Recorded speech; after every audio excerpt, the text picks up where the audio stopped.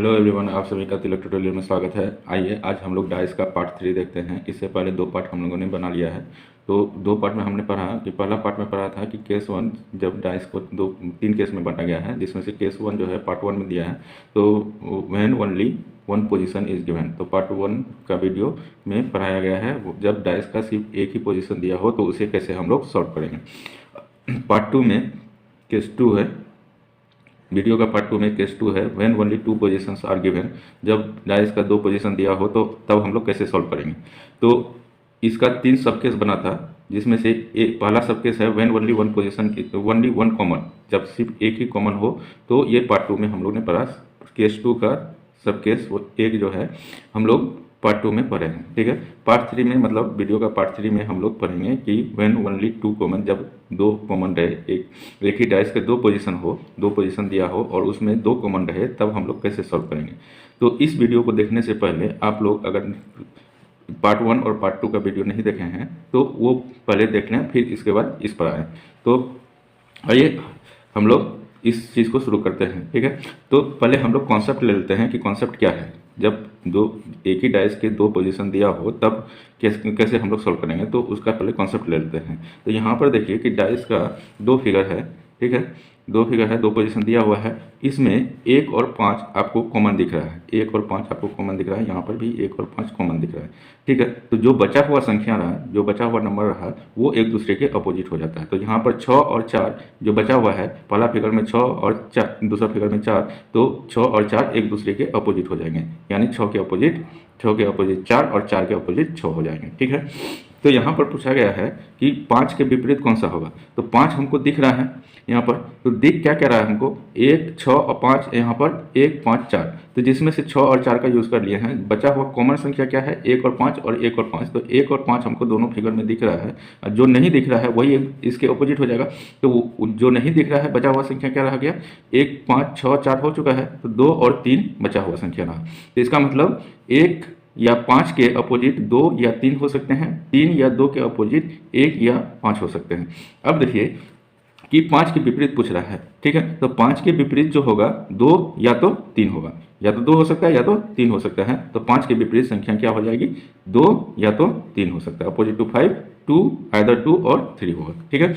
अब आइए कि यहाँ पर से हम लोग थोड़ा सा और चीज़ सीख लेते हैं कि 1 के अपोजिट कौन कौन सा संख्या होगा। तो 1 के अपोजिट जो है, 1 के अपोजिट 2 या 3 हो सकते हैं।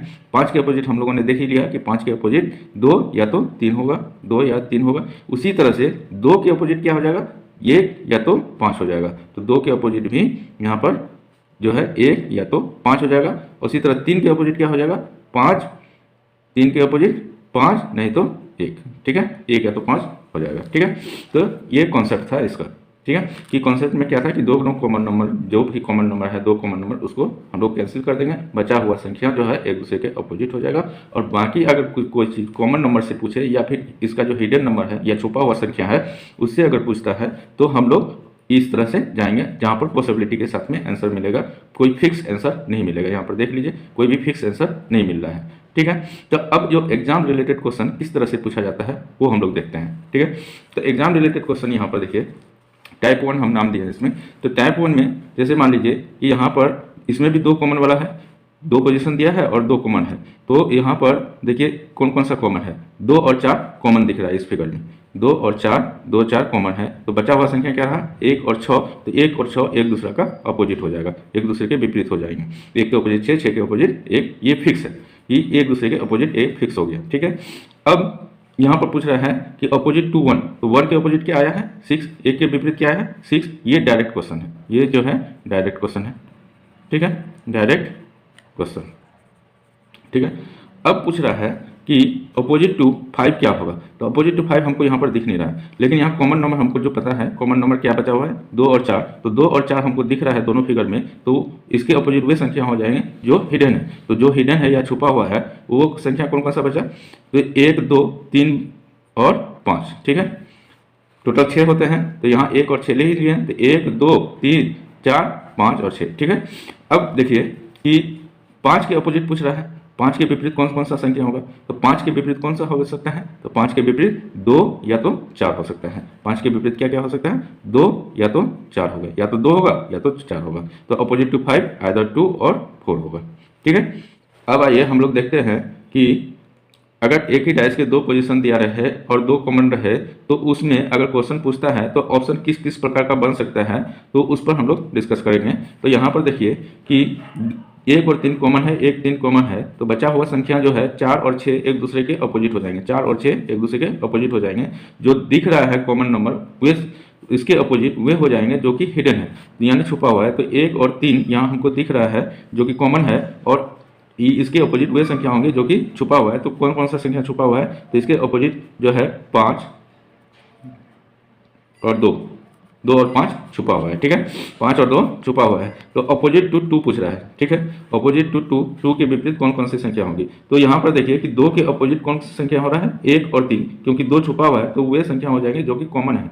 ये जो है 4 और 6 फिक्स होगा, कहे कि एक जो विपरीत सतह है वे एक दूसरे के विपरीत हो चुके हैं, अब ये इसका यूज नहीं हो सकता है। ठीक है, तो जो बचा हुआ संख्या रहा उसी का हम लोग यूज करेंगे। तो यहाँ 2 है तो 2 के अपोजिट वे संख्या हो जाएगा जो दिख रहा है। 2 मेरा हिडन है तो जो दिख रहा है वही संख्या हो जाएगा।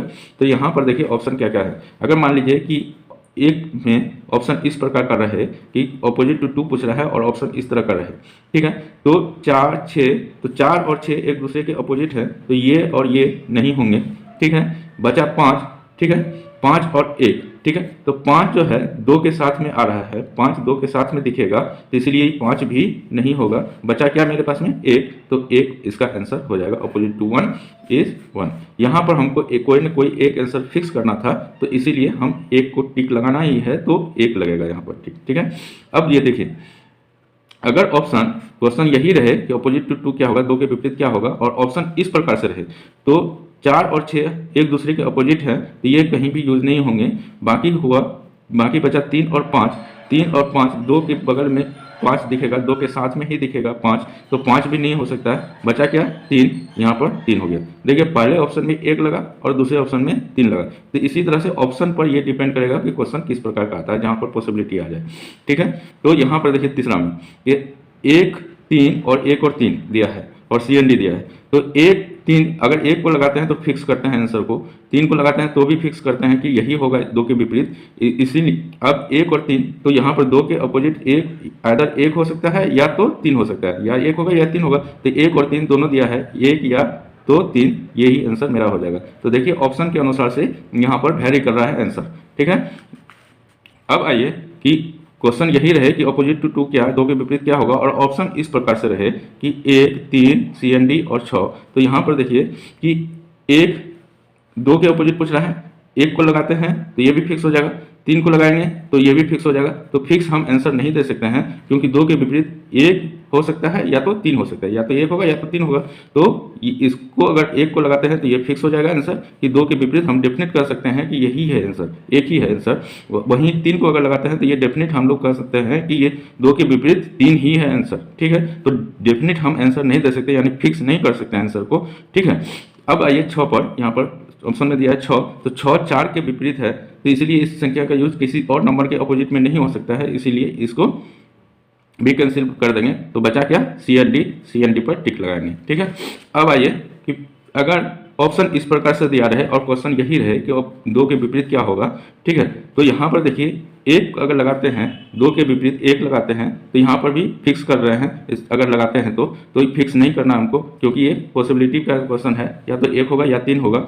वहीं 4 इसका आंसर हो नहीं सकता है क्योंकि 4 के विपरीत जो 6 है और 6 के विपरीत 4 है तो ये एक दूसरे के विपरीत है, तो इसीलिए ये हो नहीं सकता है। ठीक है, तो इसलिए इसको हटा दिए। अब बचा CND पर लगाएं कि नोट पर लगाएं।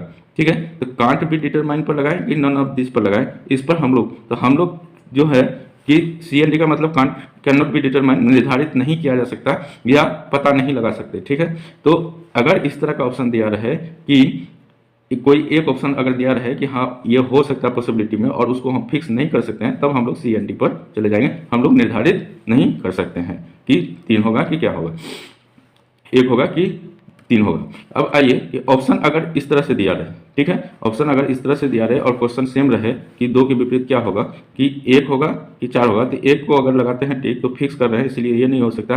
4 और 6 एक दूसरे के विपरीत हैं, इसीलिए 2 के अपोजिट ये नहीं आ सकते हैं। बचा क्या मेरे पास में, नॉट, तो नॉन ऑफ दिस पर लगाएंगे, इनमें से कोई नहीं।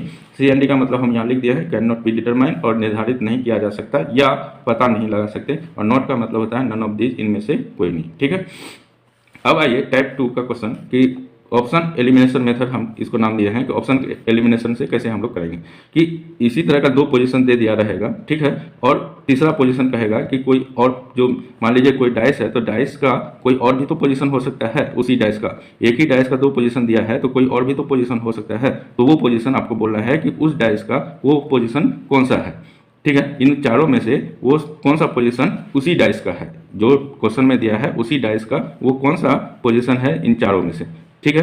तो अब देखिए यहाँ पर ये भी 2 पोजीशन और 2 कॉमन वाला है, तो 2 डाइस के 2 पोजीशन दिए हैं और 2 कॉमन, तो यहाँ पर देखिए 2 और 5 कॉमन है, 2 और 5 कॉमन है, तो यहाँ पर 1 और 6 एक दूसरे के अपोजिट हो जाएंगे, ये फिक्स हो गया, ये क्या हो गया, फिक्स आंसर हो गया, 1 और 6 जो है एक दूसरे के अपोजिट हो गया। अब देखिए यहाँ पर इसके बेसिस पर एक दूसरे के विपरीत है, तो हम लोग इससे पहले वाले वीडियो में पढ़ चुके हैं कि जो 2 विपरीत सतह एक साथ नहीं देख सकते हैं। यहीं पर देख लीजिए कि 2 के अपोजिट अगर कोई संख्या है, यहाँ पर नीचे में 2 है टॉप पर और इसके नीचे में होगा कोई संख्या, तो दोनों संख्या एक साथ कैसे दिखेगा, नहीं दिख सकता है, तो इसीलिए 2 विपरीत संख्या एक साथ नहीं दिख सकता है। तो 2 विपरीत संख्या जब एक साथ नहीं दिख सकता है तो उसके बेसिस पर ऑप्शन ए जो है वो मेरा एलिमिनेट हो गया, ये 1 और 6 एक दूसरे के विपरीत हैं और ये एलिमिनेट हो गए।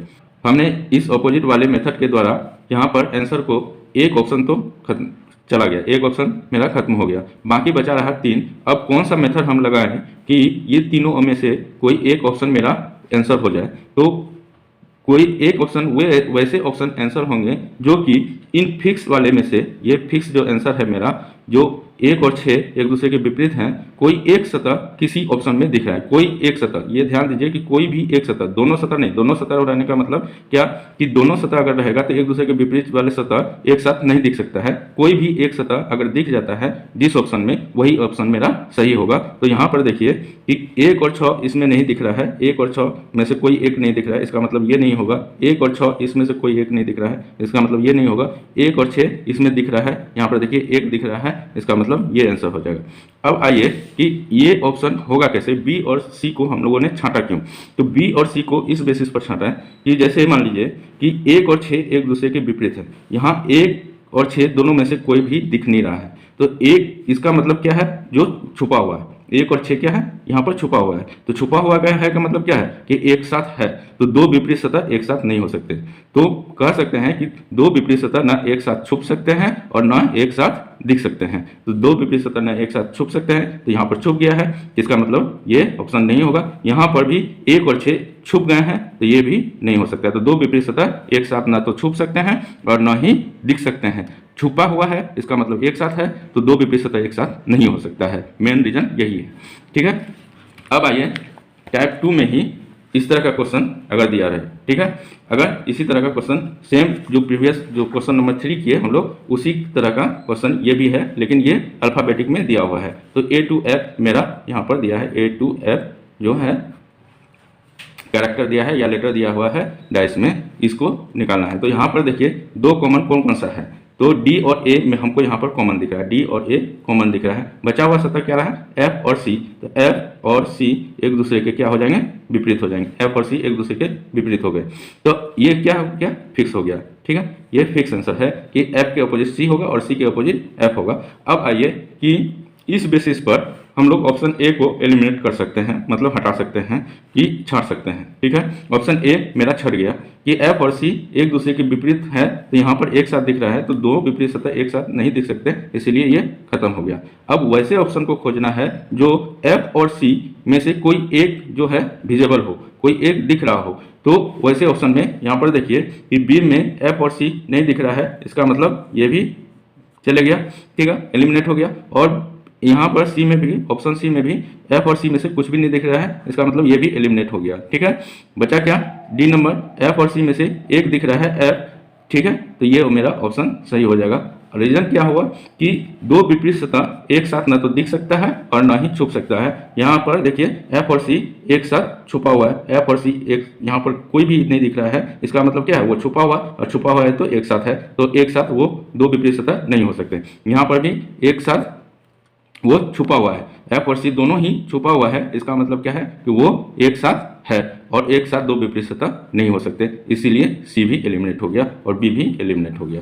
ठीक है, अगर आप लोग को मेरा वीडियो अच्छा लग रहा है तो मेरे वीडियो को लाइक शेयर और सब्सक्राइब कीजिए, और बगल में आपका सब्सक्राइब के बगल में आपका बेल आइकन है, बेल आइकन को जरूर दबा दें ताकि इसी तरह का वीडियो पाने के लिए आपको नोटिफाई पहले से ही मिल जाए, नोटिफिकेशन पहले से मिल जाए।